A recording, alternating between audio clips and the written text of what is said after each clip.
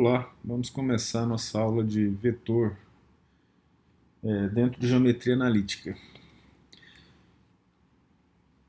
Essa aula ela está associada tanto à álgebra linear quanto à geometria analítica. No caso, as duas disciplinas ensinam vetores. A história do vetor é interessante porque ele determina a existência de um tipo de grandeza que já era conhecida na física, mas a matemática demorou um tempinho para organizar a teoria por trás do vetor. A matemática, uma definição precisa ser bem clara, ela precisa estar muito bem embasada na lógica. Mas a física já usava o vetor, por exemplo, antes que Hamilton tivesse dado as bases lógicas de vetores, Newton já tinha citado e usado o vetor no livro Os Principia. Mas a história do vetor está diretamente associada com os números complexos, que teoricamente era um problema. Por quê? Teoricamente não, né? Acho que foi na prática. Cerca de 500 antes de Cristo, nós podemos dizer que ocorreu a primeira crise na matemática. Primeira crise com números. Que crise foi essa? Foi o tal dos números irracionais. Por isso até chamado de racional. Ou seja, tem um triângulo retângulo. Nesse triângulo retângulo temos o lado 1, lado 1.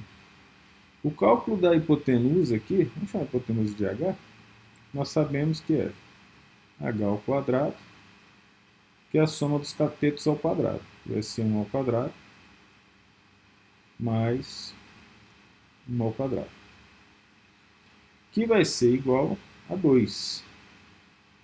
Então a hipotenusa vai ser igual a raiz quadrada de 2. Os pitagóricos descobriram isso. Só que a raiz quadrada de 2 é irracional. Ou seja, eu não consigo achar um número que multiplicado por ele mesmo dê 2. Por isso que ele foi chamado de irracional, considerado algo proibido entre os pitagóricos, né? Então, por exemplo, se eu pegar aqui, ó, raiz de 4. O que é raiz de 4? É 2. Por quê? Porque 2 ao quadrado é 4, ou seja, 2 vezes 2 vai dar 4. Só que eu não conheço nenhum número e não consigo encontrar nenhum número finito, ou seja, com casas decimais finitas, que dê raiz de 2. Então, essa foi a primeira crise na história da matemática. Uma crise que só depois de determinado tempo é que eles começaram a aceitar os números irracionais, né? Conta-se que era proibido tocar nesse assunto entre os pitagóricos, né? Ou a seita pitagórica. Mas aí o que acontece? Um bom tempo depois, lá no século XVI, depois de Cristo, aí eu vou colocar só século XVI, né? Não precisamos colocar depois de Cristo. O que aparece? Depois da fórmula de Bhaskara, né, aparece o estudo das raízes das equações de de segundo, raízes das equações de segundo e terceiro grau. Só para te colocar aqui em termos históricos, numa localização, os árabes dominaram a matemática e a ciência.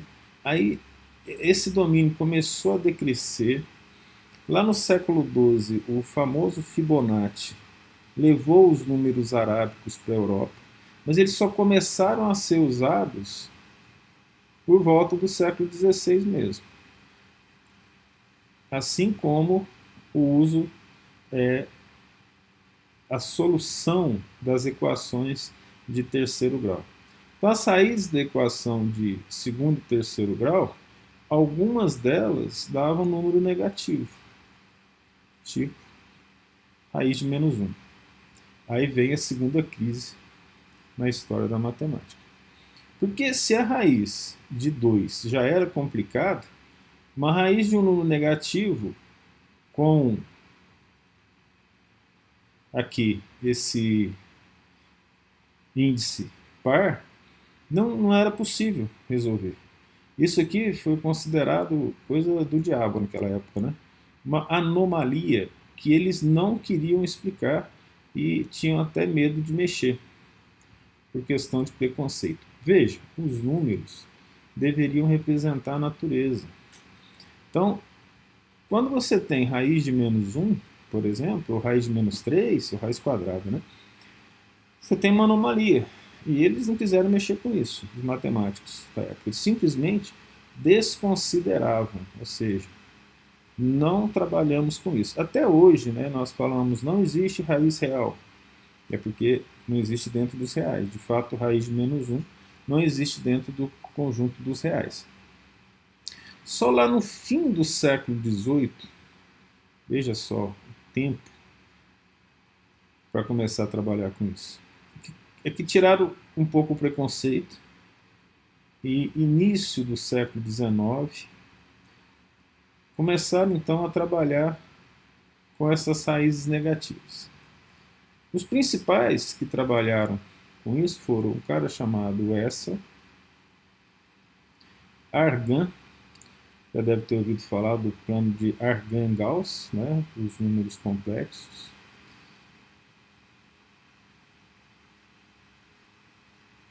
E o próprio Gauss, considerado o maior matemático de todos os tempos.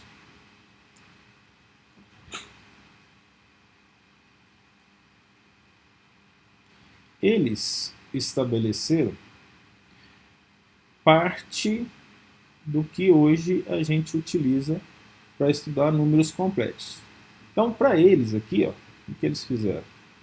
Eles organizaram os números complexos, o chamado de Z, da seguinte forma.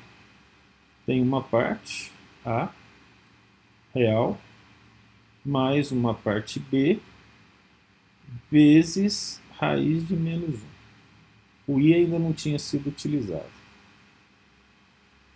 Então, eles utilizaram esse tipo de arranjo para poder utilizar o plano cartesiano. Só que o plano cartesiano ficou conhecido como plano de Argan-Gauss. O que é esse número complexo? Você vai compreender por que nós estamos falando tanto do complexo para falar de vetor. Esse aqui é o vetor. E, ó, todo mundo já sabe fazer essa organização.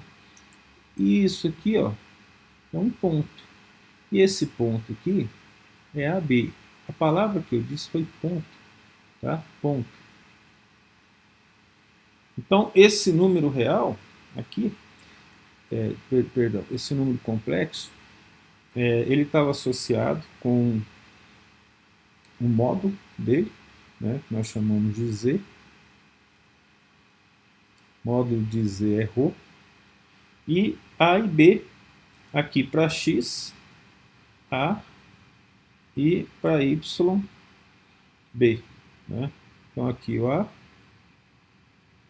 e aqui B. Então esse número complexo, ρ, podia ser definido também, ó, em função de ângulos de seno e cosseno. Vou pegar aqui, por exemplo, esse ângulo alfa aqui, né? Vamos chamar assim. Nós podemos ter, olha, A é igual a ρ, a hipotenusa, vezes cosseno de alfa. E aí nasce, né, a forma trigonométrica dos complexos. ρ vezes seno de alfa para B.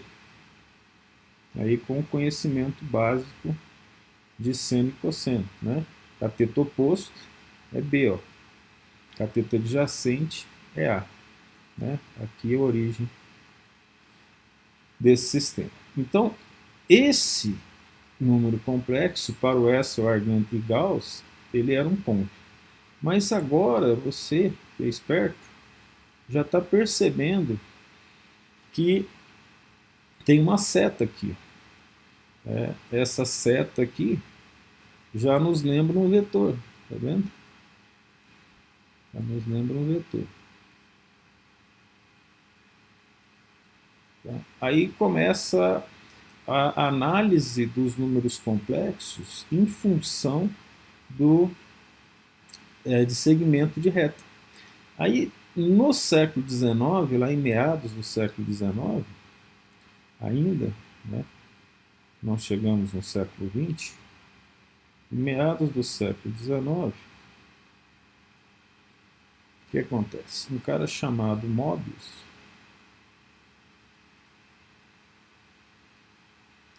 trabalhou uma aritmética dos segmentos de reta.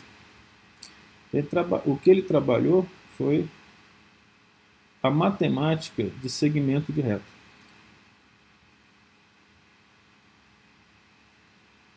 Segmento normal, segmento orientado.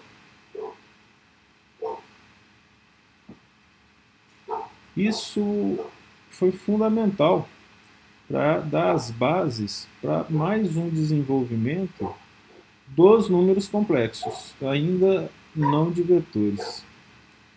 Isso nós estamos falando em termos matemáticos, viu, gente? Relembro que a regra do paralelogramo existe desde a Grécia Antiga para conceituar grandezas vetoriais, né? Então, o que é isso? O que é um segmento de reta? Né? Um segmento de reta é uma parte da reta definida por dois pontos. Pode parecer estranho, mas a distância do segmento de reta, ou seja, o tamanho, a dimensão do segmento de reta, vai ser, por exemplo, B menos A, o módulo dele, que nos interessa. B mais A não faz sentido, se você for observar aqui, ó, nem sentido intuitivo. Então, nós definimos apenas a subtração entre dois pontos, olha, mas não a soma de dois pontos, que ela não faz sentido. E um segmento que me interessa, por exemplo, esse aqui é um segmento AB. Mas se eu quiser associar, a gente costuma representar com tracinho em cima, o segmento de reta. Se eu quiser associar um ponto a outro ponto, vamos colocar CD, e me interessa a orientação dele, eu vou representar isso aqui como CD com uma seta em cima, que aí chama segmento orientado. Aqui em cima apenas segmento de reta, aqui embaixo segmento orientado de reta. A distância também é a mesma. Só que aqui nós não vamos ter, para o segmento orientado, a necessidade do módulo. Porque eu posso ter D menos C, por exemplo, positivo, e eu posso ter também C menos D. Dependendo do valor, um é positivo, outro é negativo. Então aqui, C menos D, ó, é DC. Isso que é o segmento orientado. Então eu posso ter um segmento que me interessa, por exemplo. E o Möbius fez esse trabalho. Na verdade, ele trabalhou com a soma, ou melhor, com a diferença, né, dos pontos e a multiplicação de um segmento de reta. Vamos pegar o exemplo aqui. Tem esses dois itens aqui. Esse aqui é o segmento de reta AB, por exemplo. Ele trabalhou com a multiplicação. Então vamos colocar aqui, ó, 3 vezes AB, que é o segmento orientado, vai ser esse segmento aqui que vai pegar 6 casinhas. Tá vendo? Esse aqui é o 3 vezes AB.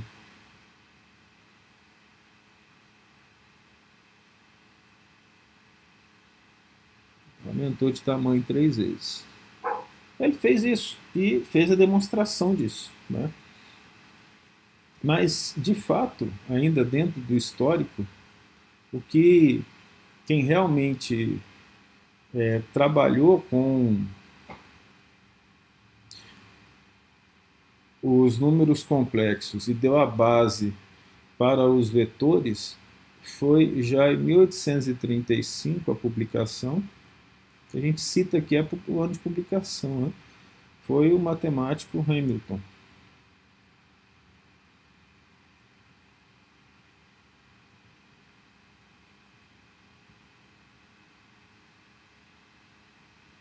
Esse matemático Hamilton, o que ele fez em relação aos números complexos? Primeira coisa, ele fez que o eixo Y fosse um eixo imaginário. Então ele transformou o eixo Y em eixo imaginário. Isso não aconteceu naquele outro exemplo lá não. Lá era apenas um plano e o Y não era considerado imaginário. No momento que ele transforma esse eixo Y em imaginário, o valor Z igual a mais B, agora eu vou chamar de I,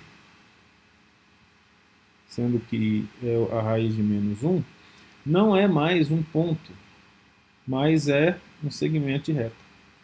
Ora, no momento que ele define que o número complexo é um segmento de reta, a aritmética dele já estava feita lá atrás pelo Möbius, né? Então ele aplicou os conceitos de segmento de reta do Möbius para os números complexos. Então o número complexo deixa de ser ponto e passa a ser um segmento de reta dentro da análise dele. Não é que eles deixam de ser, é que se aplica a lógica para ser. Que lógica que é essa? São as demonstrações matemáticas. Se você conseguir demonstrar matematicamente que um besouro é um elefante, na demonstração vão ter que aceitar. É claro que isso não vai acontecer, né? Mas a questão é, eu consigo demonstrar que eu consigo fazer contas e existe uma lógica de um número complexo como segmento de reta. Aí, feita a demonstração, aceita-se que isso seja verdade, né? E ele levou o número complexo para o espaço tridimensional. E pegou, então, o conjunto dos complexos e levou para o espaço 3D.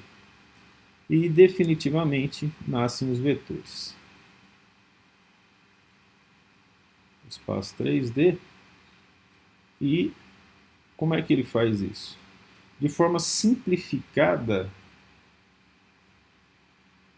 no espaço 3D, os números foram representados A, I, B, J, C, K. Foram representados dessa maneira. Isso aqui foi chamado de quaternio. Alguns chamam de quadrônios. de Hamilton.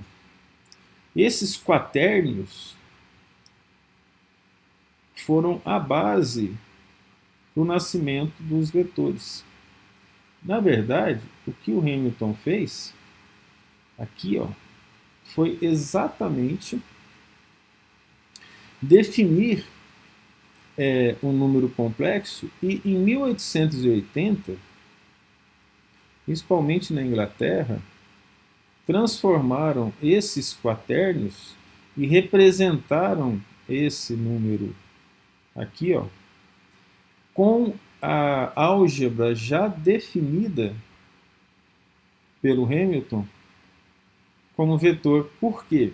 A física já usava o conceito de vetor, e aí verificou-se que tudo que foi demonstrado para esses quaternios valia para os vetores, inclusive para a regra do paralelogramo.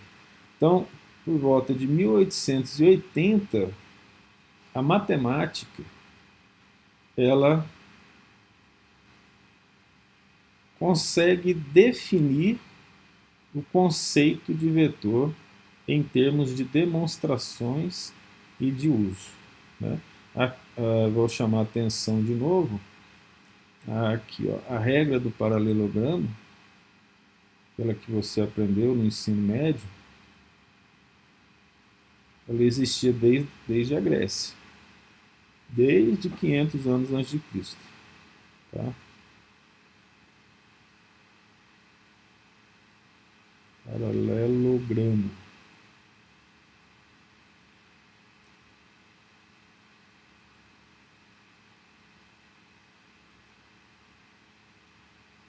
Então,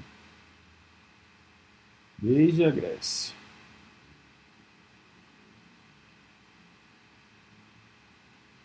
Fica aí, então, a história dos vetores, né?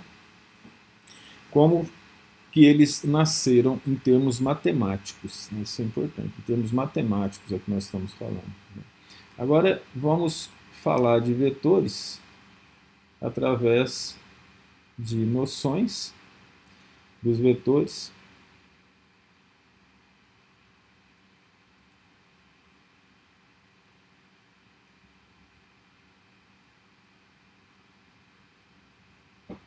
E algumas definições que são importantes para nós. A primeira coisa para ter noção de vetor é nós diferenciarmos as grandezas. Grandeza escalar de grandeza vetorial. A grandeza escalar, vocês já devem ter ouvido falar, ela fica definida por apenas um valor, né? É o chamado módulo dela, ou o valor que se dá a ela com apenas uma informação. Então, pelo menos, não são somente duas grandezas. Tá? Nesse nível, nós vamos falar apenas de duas grandezas, mas são várias grandezas. Pelo menos três grandezas é possível falar em termos de física mais profunda. Mas vamos lá. A grandeza escalar é peso. Eu falo peso aqui, eu falei de propósito, tá? Foi para dar uma confusãozinha. O peso é força, não pode ser grandeza escalar. É porque no português não existe a palavra massar, existe pesar. Então, quando eu falo, eu peso 80 quilos, no meu caso não, é 130, mas eu peso, na verdade eu estou falando da massa. A gente tem que tomar cuidado, por isso que eu usei a palavra peso, porque se eu falar assim, olha, o meu peso é 130 quilos, ela fica definida, mas eu estou falando da massa, porque eu deveria dizer corretamente, minha massa é de 130 quilos. Então você vai na farmácia e fala assim, eu vou lá massar. Não, você vai lá pesar. Aí é o problema da palavra peso aqui, que a gente não tem o verbo em que você vai determinar a massa. Então você precisa usar mais de uma palavra. Né? Então se eu usar, por exemplo, massa, do indivíduo, você fala, ó, o indivíduo pesa 80 quilos, você tem uma noção dele. O volume de um refrigerante é 350 ml. Tá? Isso são valores que ficam definidos por uma única informação, né? Nós podemos dizer assim, não precisa de mais de uma informação. Isso é que é chamado de grandeza escalar, né? Então basta uma informação para eu poder conceber o que eu preciso sobre a massa de alguém. No caso, se eu for falar de uma grandeza vetorial, é mais de uma informação. Por exemplo, quando se fala assim para uma pessoa, vai a tal lugar buscar tal coisa. Onde fica? Aí você responde, 30 quilômetros. Não funciona. Distância também é uma grandeza escalar. Mas nesse caso, não é a distância que eu estou perguntando sobre posição. Não basta falar 30 quilômetros, é para onde? Para frente, para trás, para o lado, para a direita, para a esquerda. Né? Então, nesse caso, quando eu falo posição de alguma coisa, eu preciso dar informação da distância, eu preciso dar a direção e eu preciso dar o sentido. A pessoa vai dar a direção, ó, vai ao supermercado para mim. Quantos quilômetros? 1 quilômetro. E para onde? Você pega a direção da avenida tal. Tá, direção daqui para lá ou de lá para cá, entendeu? Da esquerda para a direita, da direita para a esquerda, para frente, para trás. Eu posso, por exemplo, trabalhar com velocidade. A velocidade em si, fala assim, a pessoa estava 80 km por hora. Mas em qual direção? Na estrada Areado-Alfenas, por exemplo. Mas de Areado para Alfenas, de Alfenas para Areado. E assim por diante. A aceleração também está nisso. Então eu preciso de 3 informações para poder definir uma grandeza vetorial. Isso de uma maneira geral, conceito geral, grandeza vetorial. E que informações são essas? Eu preciso das seguintes informações para isso. Eu preciso do modo, que é o valor da grandeza. Eu preciso da direção, que é a reta na qual eu vou falar que está situada determinada estrada ou determinado móvel em movimento, né, que é a direção. E dentro da direção, ou seja, dentro da reta que define a direção, eu vou determinar o sentido de A para B ou de B para C. Aí eu falei de propósito de A para B e de B para C, porque aí você vai ver que se eu tiver um segmento de reta orientado, eu já consigo usar em termos físicos esses conceitos associados às grandezas vetoriais. Nesse caso específico, observa que um segmento de reta orientado, ele está associado diretamente com a grandeza vetorial. Um segmento orientado define isso. Por quê? Um segmento orientado, ele tem um módulo dele, que nós vimos, tipo B menos A. Ele tem a reta suporte, da qual o segmento pertence, e o sentido, que pode ser de A para B ou de B para A, por exemplo. Então, o segmento de reta orientado está diretamente ligado ao conceito de grandeza vetorial. Então, para representar uma grandeza vetorial, e por que ela foi chamada assim, eu uso o segmento de reta. O segmento de reta ajuda bastante. Mas tem um detalhe. o vetor ele é melhor do que o segmento de reta. Então, para representar a grandeza vetorial, nós utilizamos vetores. E o que é um vetor? Um vetor, então, por definição, ele é um segmento orientado e seus equipolentes. E aqui a gente vai conversar um pouquinho para você entender bem isso. O segmento de reta, aí então nós já fazemos uma definição geométrica do vetor,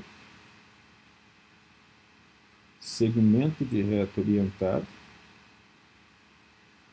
Só isso não serve. Aí você vai ver que o segmento de reta ele pode representar uma grandeza vetorial, mas ele nos deixa de mãos amarradas para fazer determinados trabalhos, determinadas contas. E é quando eu falo e seus equipolentes, aí sim eu tenho um vetor e você vai ver que o termo equipolente é muito importante, pouco usado, muitas vezes, entre os físicos e até entre os matemáticos, infelizmente, quase nunca entre os engenheiros, o que é um erro. Porque é o seguinte, ó, se eu falar que esse vetor aqui, ó, no momento eu vou representar como A e B, depois a gente fala mais disso. Então esse segmento de reta orientado aqui, esse aqui é um segmento de reta orientado. Tá? Se eu fizer um outro aqui,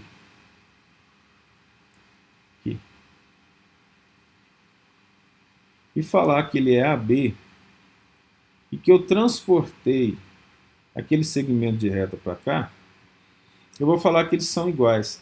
E isso está errado. Aliás, eu vou apagar isso aqui e vou colocar CD. Porque ele não é igual, ele está em posição diferente. Ó. Igual é quando está tudo igual. Não pode ser mais ou menos igual. Ou é igual ou não. Então, se eu pegar aqui, ó, CD, mudei para cá, ele tem a mesma direção, o mesmo sentido. Vou colocar então aqui, ó, AB, segmento de reta orientada, e CD,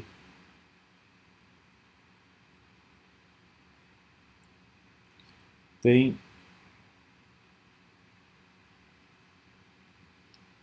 a mesma direção. Então veja que aquela reta é paralela à outra, se tem a mesma direção. O desenho não está mostrando isso, né? Mas considera que seja. Tem a mesma direção.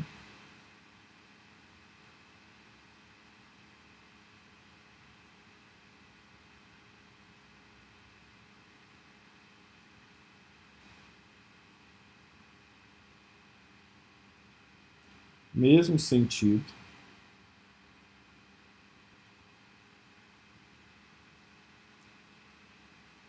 E mesmo modo. Quando eu falo isso, eu não posso falar que eles são iguais. O máximo que eu posso falar é que eles são equivalentes. Aí eu chamo de equipolente. Isso permite que eu pegue esse vetor e transporte-o para qualquer lugar de interesse, inclusive dentro de um plano cartesiano, por exemplo. Isso aqui, ó, é o conceito de equipolência. Qualquer vetor que tenha o mesmo módulo, mesma direção e mesmo sentido não precisa estar no mesmo lugar. Isso é o conceito de equipolência. Então, os vetores equipolentes, eles formam uma classe, o que é fundamental. O que é uma classe? Classe é um conjunto que é subconjunto de outro conjunto. Então, quando eu falo que vetores formam uma classe, eu estou dizendo que os vetores formam um conjunto. Então, o conjunto AB, posso dizer aqui, ó, que AB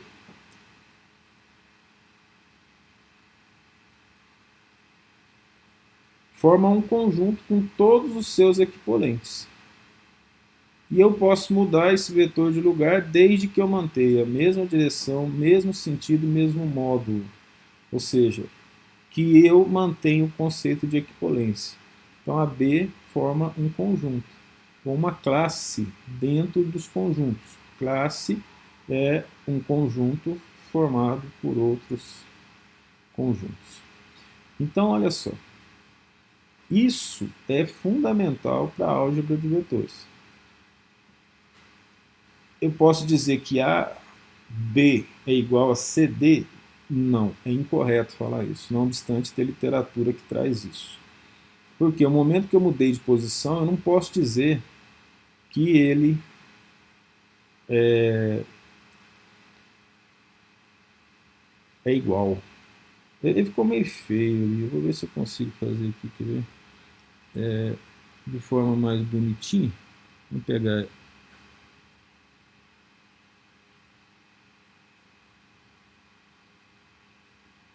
Tipo isso, ó. D, C. Vou mostrar que está em posição diferente, né? Apesar da tortura aqui, ó. Entende? Esse conceito é fundamental para a gente entender como que nós vamos trabalhar com vetores. Então, o conceito de equipolência é fundamental para nós. Então, os vetores ali não são iguais, eles são equipolentes. E aí eu posso mudar de lugar. Então, por isso que muitas vezes, vocês já devem ter visto, eu pego um vetor aqui, ó, vou fazer uma representação geral, apenas como exemplo mesmo. Nós vamos dizer que eu tenho esse vetor aqui, ó. Esse vetor e esse vetor. E que o vetor resultante seja esse daqui. Ora, observe que esses dois vermelhos, eles estão na origem do plano. Para que esse aqui eu possa trabalhar com ele da mesma forma, olha só, eu coloco o equipolente dele aqui. Então vamos falar que esse vetor V aqui é esse mesmo vetor V, olha o erro, não é o mesmo, é equipolente. Então eu posso dizer, vamos chamar de V, vamos chamar de U. Vamos chamar de U, porque aí eu posso utilizar a seguinte informação, ó. Posso dizer que V, isso aqui é equipolente a U. Então eu escrevo V equipolente a U. Então esse sinal, né, significa equipolência. Equipolente. Então eles são equipolentes. Por que é interessante isso? Ó? Observe que esse vetor aqui à esquerda, ó, esse vetor, vamos chamar esse vetor aqui de P. Esse vetor aqui de O, nós definimos na origem. Aqui, ó. E aí o resultante não está na origem. Aí eu pego e jogo na origem para continuar trabalhando com ele. E aí dessa forma, o que eu faço? Como a origem é zero, eu não preciso trabalhar com 4 valores, eu trabalho só com as extremidades dos vetores, tá vendo? Então isso é uma possibilidade muito boa, porque a nossa luta é para simplificar as coisas, senão as contas ficam meio complicadas, tá? Então, só para lembrar, notação de vetores. São aceitas várias notações dos vetores. A mais comum é essa, em que a gente tem uma letra e uma seta em cima. Aí depende daquilo que ficou mais fácil para você, no que você for escrever e assim por diante. Então, a notação mais comum, por exemplo, ó, é o vetor U com uma seta em cima, a letra embaixo minúscula. Tá? Pode ser U com um X embaixo, se eu estiver falando do vetor associado ao eixo X, por exemplo, de um plano cartesiano. Eu posso representar o vetor I, ó, só que ele como é que eu falo aqui? É minúsculo e negrito, né? E até itálico, por exemplo. E ele também pode ser representado como nós fizemos lá, ó, AB, né? Algumas vezes é importante representar como segmento de reta. Se aparecer outro tipo, a gente fala, mas normalmente essas são as representações, as notações dos vetores. E esse AB aqui, ó, por exemplo, é uma representação geométrica, que é o segmento de reta. Representação geométrica dos vetores. Nós vamos utilizar a geometria, a representação geométrica quase o tempo todo na geometria analítica.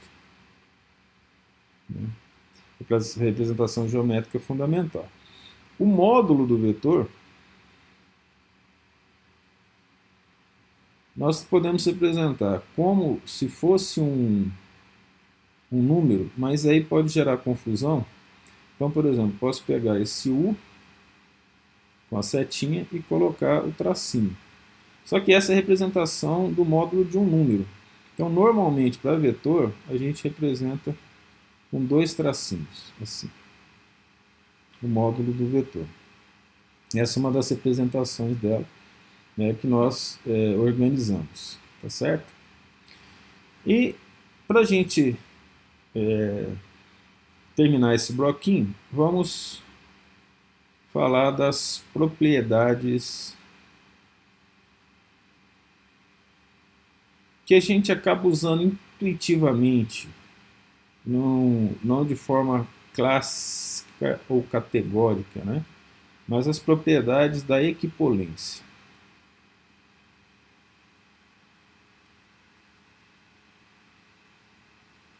Se você for ver, a matéria até agora é pouca, as informações não são muitas. Mas nós precisamos fazer as definições de forma bem clara, para que você tenha domínio do que você está fazendo, o que você vai fazer, das contas que você vai fazer com os vetores. Então, por exemplo, a primeira propriedade é a propriedade reflexiva, ou seja, todo vetor é equivalente a ele mesmo, o que faz sentido. Né? Então, vamos pegar aqui, ó, o vetor U é equivalente a U. Obviamente. A propriedade 2 é chamada propriedade simétrica. Se U é equivalente a V, V é equivalente a U, que é a simetria. Simetria da equipolência. Essas propriedades, elas têm importância de fazer uma definição matemática dos vetores, tá? Aqui no caso da equipolência. Funciona assim, ó. U equivalente a V, quando eu uso essa setinha, ela é de se então. V equivalente a U. Então, como que eu leio isso? Eu leio assim.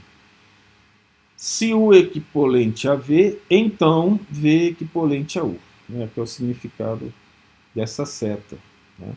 Tem a propriedade 3, que é a propriedade transitiva.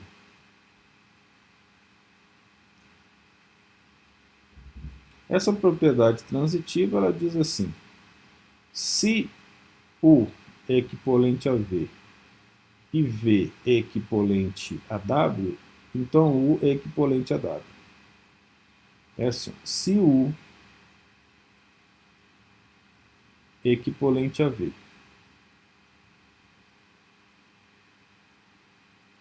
e símbolo de E, né? e V equivalente a W, acerta. Então, U é equivalente a W.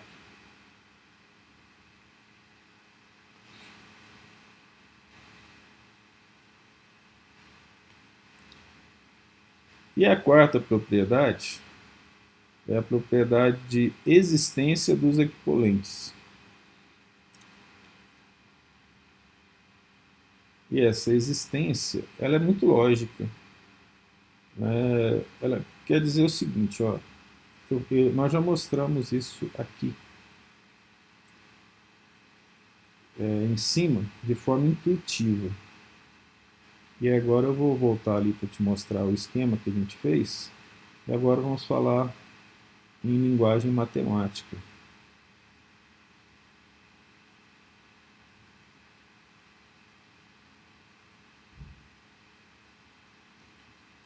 Esse, tá vendo? Ó, pensa assim.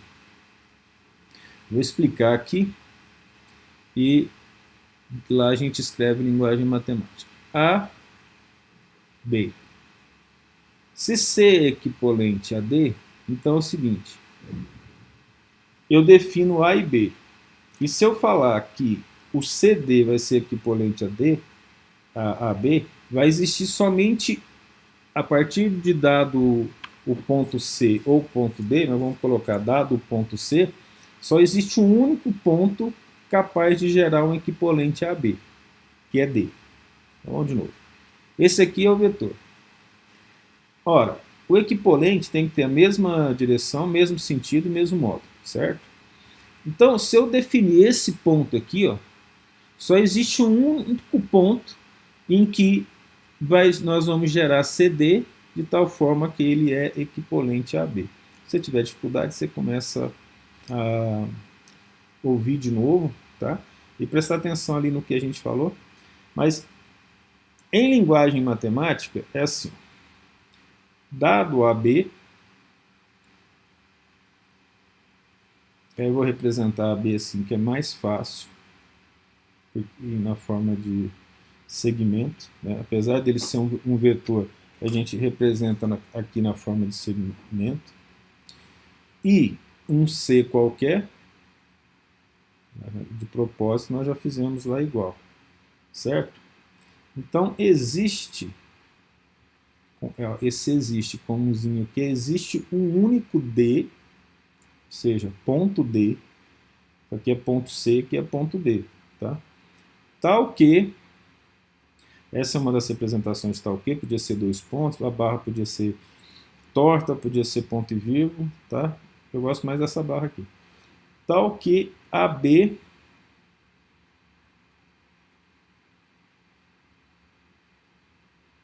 é equivalente a CD. Então, se você perceber, foi aquilo que nós explicamos lá anteriormente. Tá? Então, esse é o primeiro módulo da nossa aula sobre vetor, né? A aula 1 sobre vetor.